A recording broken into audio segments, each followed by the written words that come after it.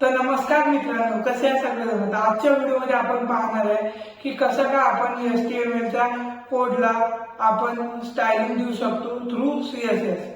तर आजच्या व्हिडिओमध्ये आपण CSS थ्रू कसं काय HTML च्या कुठल्याही टॅगला किंवा कुठल्याही टेक्स्टला आपण कशा प्रकारे CSS देऊ शकतो आपण आज पाहणार आहे। तर त्याच्या आधी तुम्ही मागचा व्हिडिओ पाहणं खूप जरुरी आहे, कारण की त्यामध्ये मी तुम्हाला शिकवलेलं आहे की कशा प्रकारे आपण HTML टॅग लिहू शकू किंवा त्या कोड लिहू शकू। तर आजच्या व्हिडिओमध्ये आपण त्या मागच्या फाईलला आपण इथे कंटिन्यू करणार आहे, त्याला आपण स्टायलिंग देणार आहे। तर त्याच्या आधी सगळ्यात पहिले तुम्ही कोडपेन ओपन करायचा। कोडपेनची लिंक तुम्हाला डिस्क्रिप्शन मध्ये पण भेटून जाईल।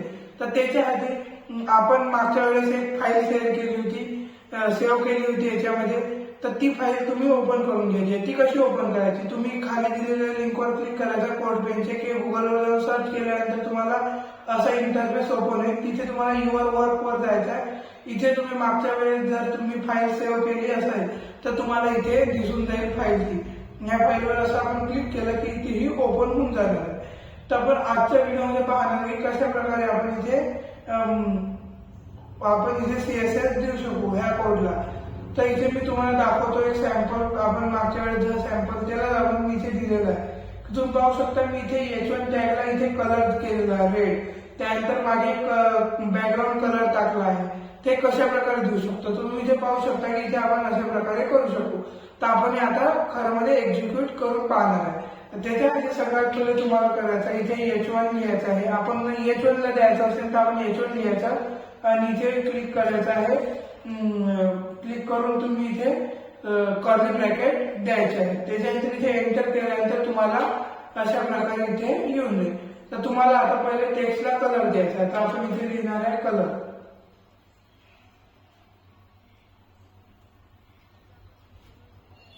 इथे आपण कलर लिहिल्यानंतर आपल्याला इथे कोलन द्यायचा आहे आणि इथे लिहायचं आहे मग जो आपल्याला कलर पाहिजे। जसं की आपल्याला पाहिजे आता इथे येलो।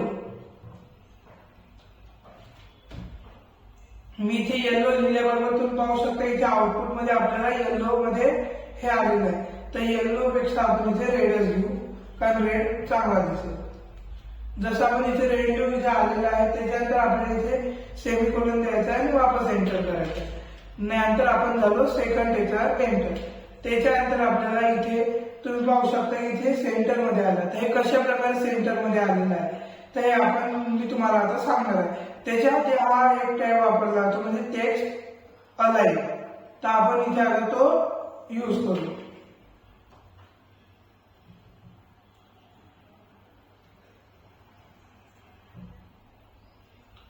सेम इथे तसंच करायचं आपल्याला टेक्स्ट अलाइन आणि इथे लिहायचं आहे सेंटर।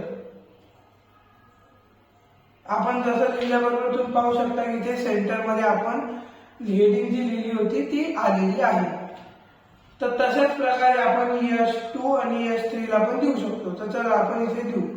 मी इथे कोड कॉपी करून घेतो आज आणि आपण इथे खाली याला पण तसंच करू। पाहतो मी आता H2 लिहिलं तर इथे H2 ला पण तसंच येईल आणि आपण आता वापस इथे H3 ला करू असंच। तर तुम्ही पाहू शकता मी इथे H3 केल्याबरोबर इथे H3 ला पण तसंच येऊन जाईल। तर तुम्ही पाहू शकता आपण आता याला कलर बदलू। हे जे आपण H2 चा कलर देऊ आपण इथे ग्रीन।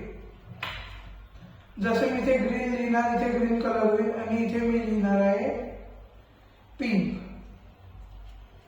तुम्ही पाहू शकता इथे पिंक कलर, इथे रेड, ग्रीन आणि पिंक हे तिन्ही कलर आता आपण इथे आलेले आहे आणि आपण तिन्ही याला सेंटर केले आहे। तर तसंच आपण इथे टेक्स्ट सेंटरला आपण इथे लेफ्ट आणि राईट पण देऊ शकतो। तुम्ही पाहू शकता हा H2 लेफ्ट मध्ये गेलेला आहे आणि इथे आपण राईट देऊ। इथे राईट दिल्याबरोबर तुम्ही पाहू शकता टेक्स्ट अलाइन सेंटर केलं की आपला जो H1 चा टॅग असेल तो इथे सेंटर मध्ये येईल। त्यानंतर आपण H2 ला आपण इथे लेफ्ट मध्ये दिला तर हा लेफ्ट मध्ये आलेला आहे आणि H3 ला आपण राईट मध्ये दिला तर इथे राईट मध्ये तो आलेला आहे। अशा प्रकारे पण आपण नेहमी इथे लक्षात ठेवायचं की इथे झाल्यानंतर सेमीकोलन द्यायचा आहे, नाहीतर एरर येऊ शकणार। तर त्याच्यामुळे आपण इथे सेमीकोलन देऊ। तर आपण आता स्टार्ट करणार आहे स्टेप 2 ला।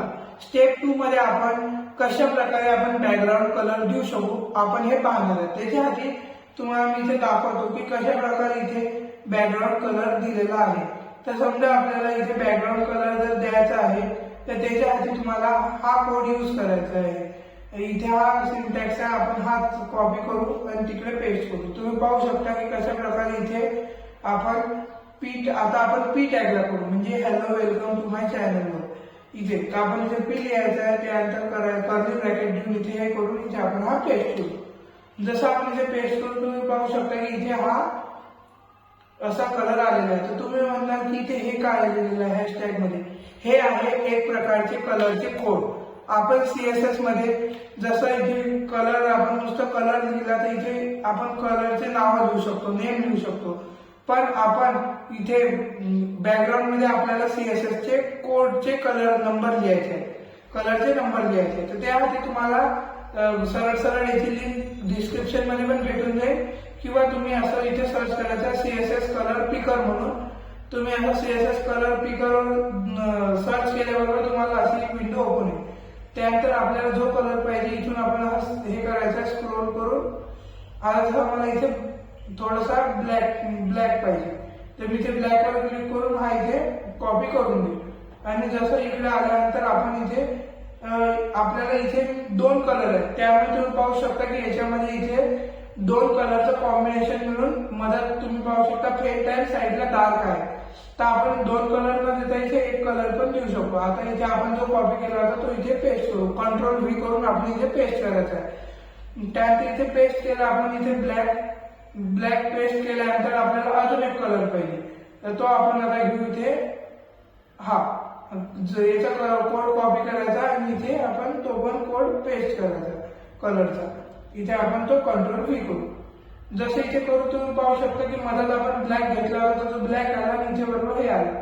अशा प्रकारे आपण इथे मागे बॅकग्राऊंड ठेवू शकू। तर याच्यामध्ये अजून एक गोष्ट आहे की कशा प्रकारे आपण तुम्ही इथे पाहू शकता की इथे क्लिक हिअरवर जसं आपण आपल्या याच्यावर लाईन आलेली आहे तर इथे ती लाईन कशी काय आपण घालू हे आज पाहणार आहे। तर इथे तुम्ही पाहू शकता की आपण इथे क्लिक हिअरवर क्लिक केल्यानंतर इथे लाईन येत आहे व इथे लाईन येत नाहीये। तर त्याच्यासाठी आपण यूज करतो, इथे तुम्ही पाहू शकता की ए टॅगला इथे टेक्स्ट डेकोरेशन नोन, म्हणजे आपण या टेक्स्टला डेकोरेशन काही करायचं नाही। त्यासाठी सगळ्यात पहिले आपल्याला इथे एंटर करायचा आहे, ए लिहायचा आहे आणि कर्ली ब्रॅकेट देऊन इथे करायचं आहे टेक्स्ट डेकोरेशन